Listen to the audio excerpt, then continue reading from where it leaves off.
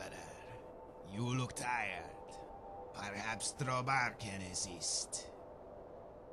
Blackbriar may someday come for his mead, but food spoils, so there is no rule against putting Drobar's name on it. Drobar is not sure. Perhaps the circle of candles is a clue. Also the corpse. One thing Drobar does know is that whoever this was, he did not write his name on the shack. Drobar has looked everywhere, and it is clear the place now belongs to him. Yes, Drobar has always been luckier than most. He is always finding things on the ground that do not have anyone's name on them.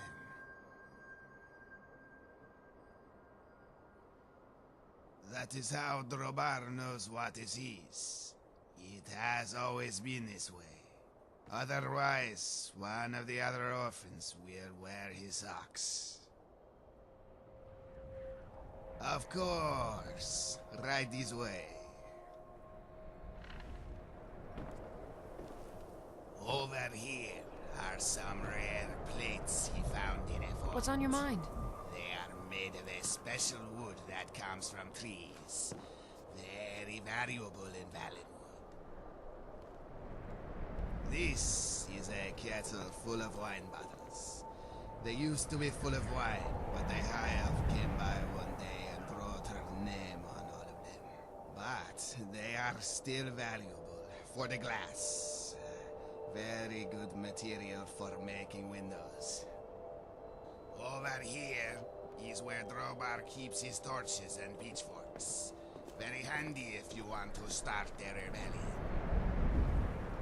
Lastly, this is where Drobar sleeps and keeps a record of his belongings. He would move the piles of burnt wood, but he is not sure if they belong to another. Drobar cannot tell if there are names on them. One cannot be sure. There are things Drobar has not seen for many years, but he still endeavors to find them. Some of these things cannot even be touched, but they are valuable nonetheless. For instance, Drobar knows a great secret, one that could change the fortunes of many, but he has trouble recalling what it is.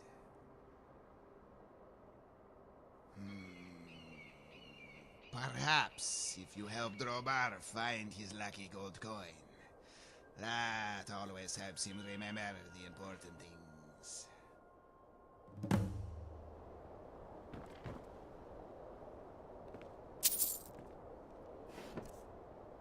I'm proud of what we've managed to accomplish.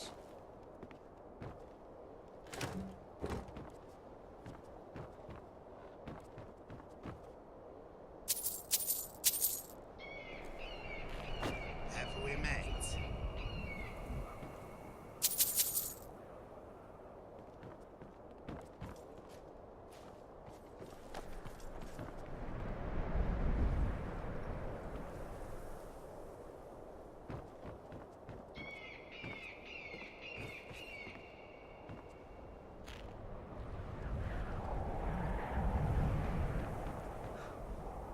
What's on your mind? Blackbriar may someday come for his mead, but food spoils, so there is no rule against putting Drobar's name on it. Have we met? It is the first thing that Drobar ever picked up off the ground. He was very excited to find it, until he learned it belonged to an emperor named Septim.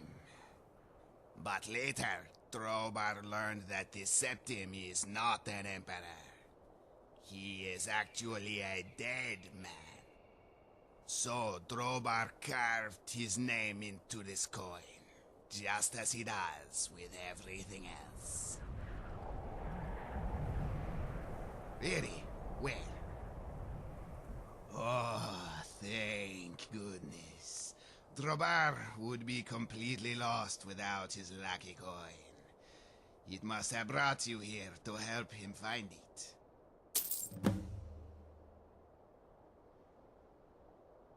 Not right now, but Drobar has a feeling he will remember soon. Moons guide you.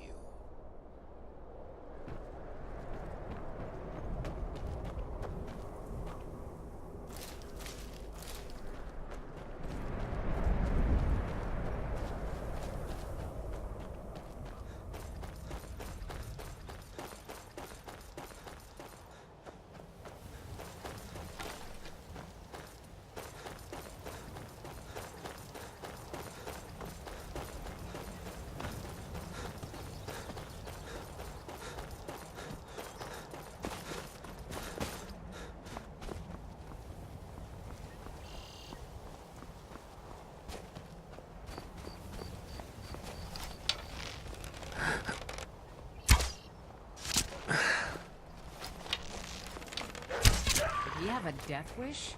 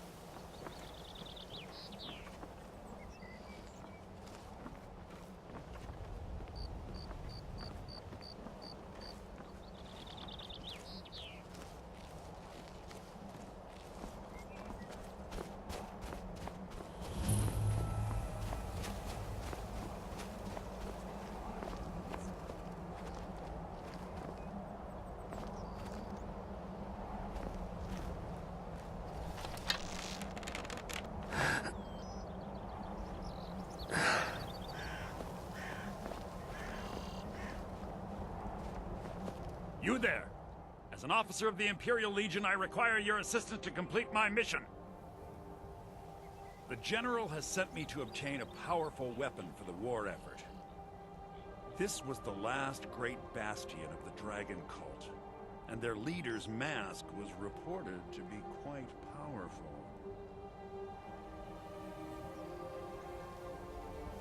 It seems that after the strength of the cult was broken in the Dragon War, a last contingent came here to create a stronghold and regroup. King Harold's forces crushed stragglers here during the First Era, and it has been haunted ever since. But the specifics of the siege are unclear. They were among the first men to arrive from Atmora, and they worshipped certain animals as avatars of the gods, dragons being foremost. And for their bloody sacrifices, the dragons gifted their priests with terrible power. But their cruelty was too great for men to bear, and they rose up in what would be called the Dragon War, and the cult swept from the land. Very good.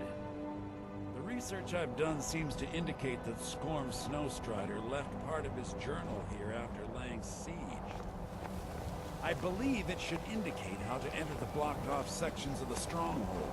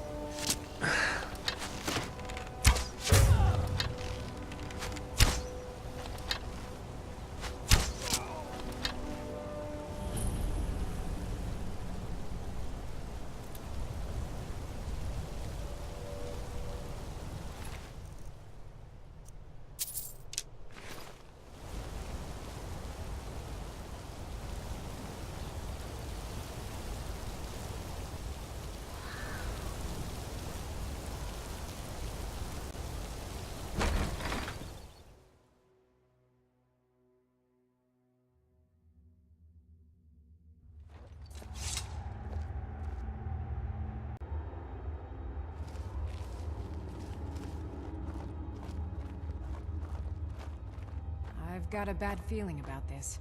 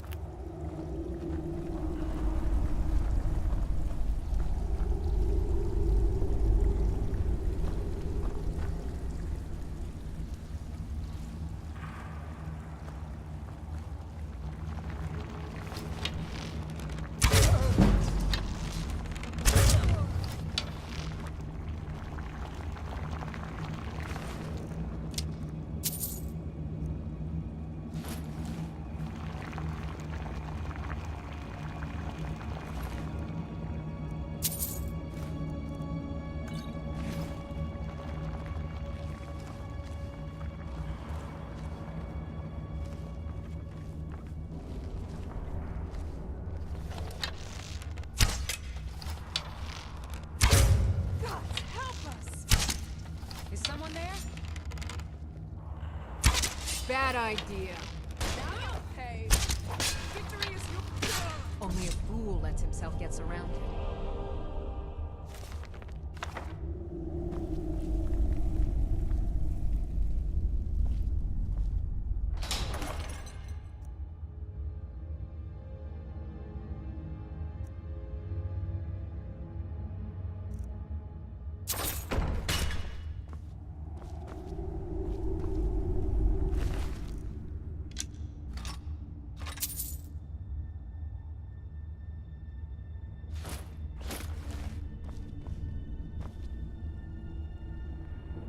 Let me know if you have anything you need from me. As you command, my Thane. It would be my pleasure.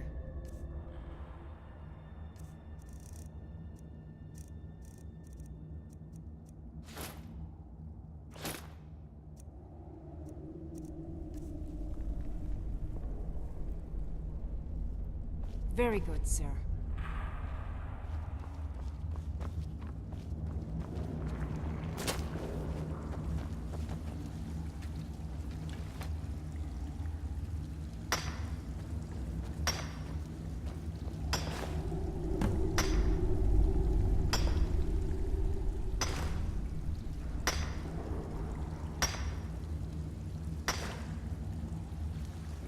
I've got your back.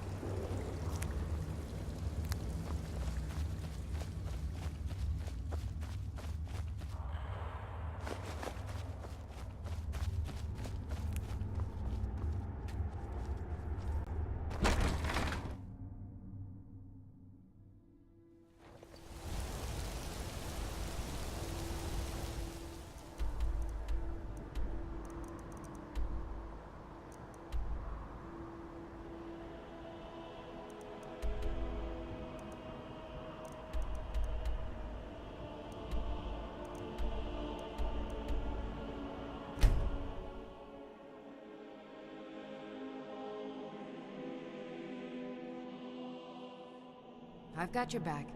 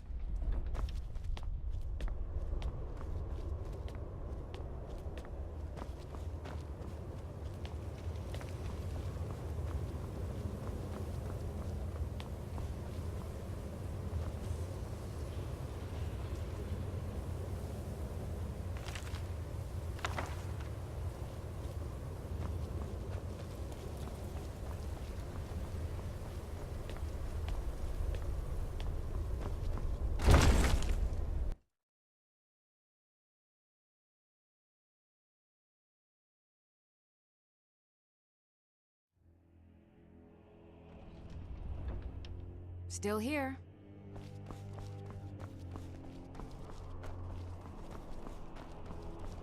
I used to dream of it. In the dream I was standing someplace high up, a tower or a mountain. It was always just before dawn. The whole world was in darkness.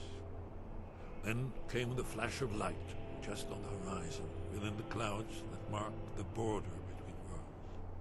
It could have been lightning, but there was no thunder. In the dream, the sense of foreboding grew. But I could never wake up. Then it came again, this time more distinct, closer. Definitely not lightning. Now it was orange, brilliant orange. The color of hearth and dawn. And a sound, too, distinct and indistinct. Not thunder, something else.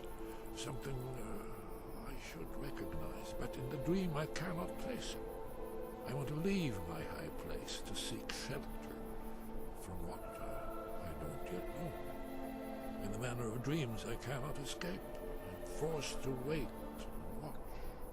Then, finally, realization and horror arrive together. The orange is flame, heat, the sound, the roar, a challenge in their ancient tongue. But now it's too late for escape. The dragon is upon me, fire and darkness descending like a thunderbolt. And not just any dragon, but the dragon, Aldrin, the world eater, the dragon who devours both the living and the dead. And then I would wake up and hope that it was just a dream, but know that it was not. Were the Greybeards any help? Did they know anything about the shout used against Alduin? Ah, you're back. I hope you've made some progress on tracking down this shout we need to defeat Alduin. Ah, indeed. There's a pretty puzzle. Not the kind of thing you will find in your local bookshop. Let me think. Perhaps the College of Winterhold. What learning there is in Skyrim is gathered there. One of the mages there may be able to put you on the trail of this Elder Scroll.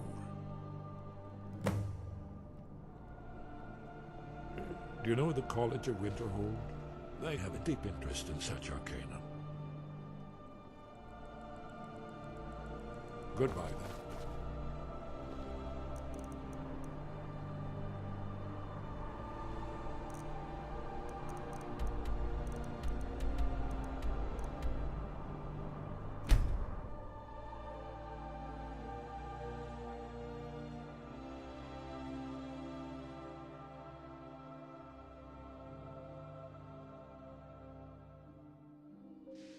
Still here.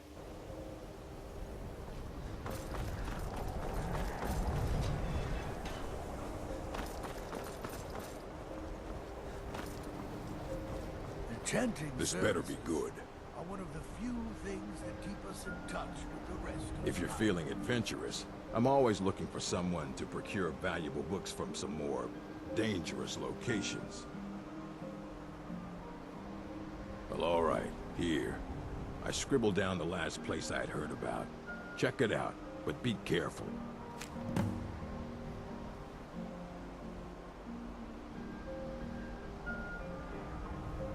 Of course I do.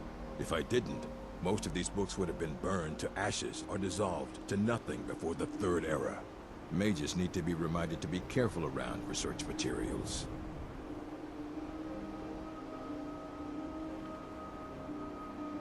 And what do you plan to do with it? Do you even know what you're asking about? Or are you just someone's errand boy? I knew it. Everyone comes in here expecting my help, but they don't even have the proper questions. An Elder Scroll is an instrument of immense knowledge and power. To read an Elder Scroll, a person must have the most rigorously trained mind, or else risk madness. Even so, the Divines usually take the reader's sight as a price. The simplest way to put it is knowledge, but there's nothing simple about an Elder Scroll. It's a reflection of all possible futures and all possible pasts. Each reader sees different reflections through different lenses, and may come away with a different reading. But at the same time, all of it is true, even the falsehoods, especially the falsehoods. It would take a month to explain to you how that very question doesn't even make sense. The scrolls exist here, with us, but also beyond and beneath, before and after. They are bits of divine-made substance, so we could know them. Sorry, talking about the scrolls, you usually end up in irritating and vague metaphors like that. Some people who study them devoutly go mad. Ah, you think that even if I did have one here, I would let you see it? It would be kept under the highest security. The greatest thief in the world wouldn't be able to lay a finger on it. What about... Wait, were you the one the Greybeards were calling? I'll bring everything we have on them, but it's not much. So don't get your hopes up. It's mostly lies, leavened with rumor and conjecture.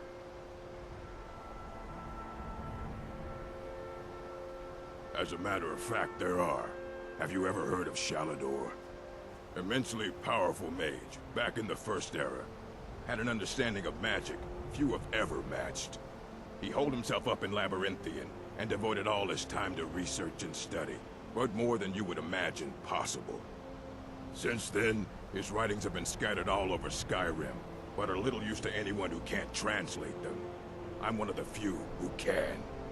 I've heard whispers of more of his work having turned up. If you can track it down, it may prove useful to all of us.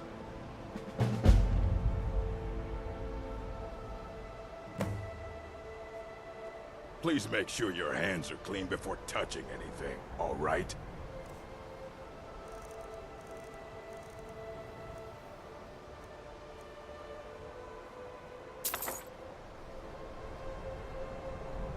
All right, then.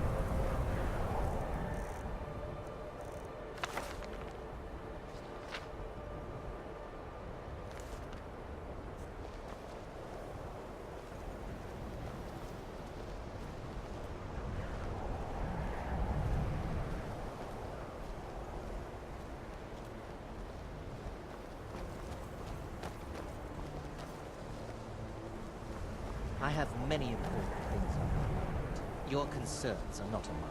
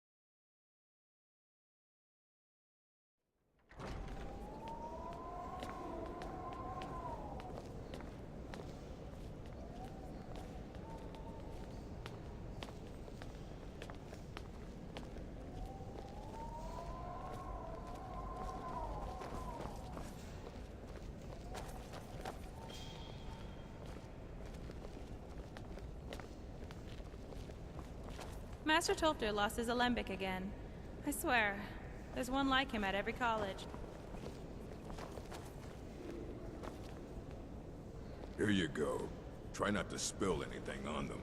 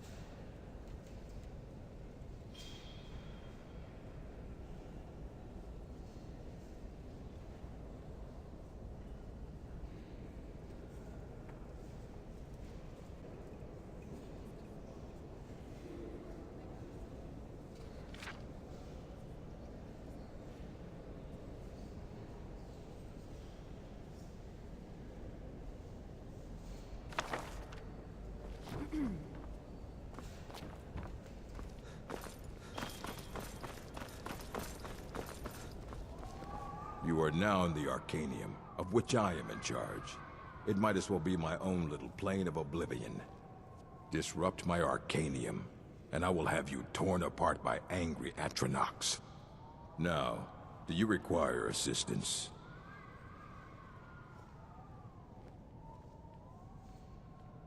A mage is only as good as what he knows. I try to make sure as much knowledge is available as possible. We've been keeping this collection since the Second Era. Books have come and gone during that time, but it's mostly intact. Aye, that's the work of Septimus Cygnus.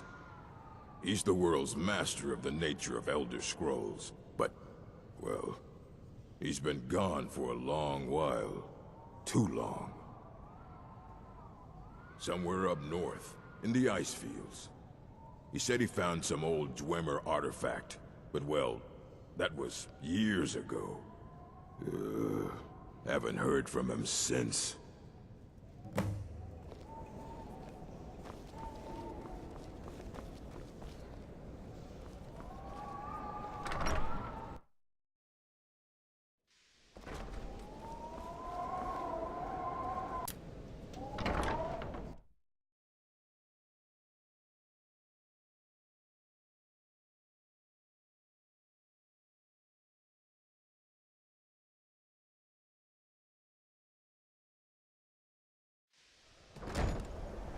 What's on your mind?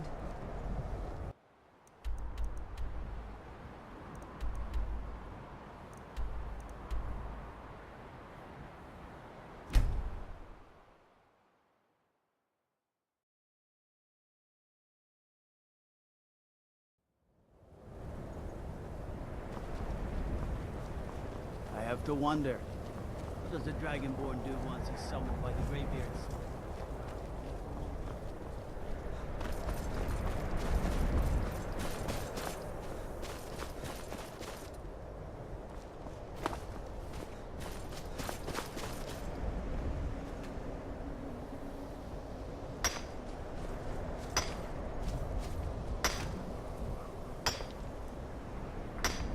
I'm right behind you.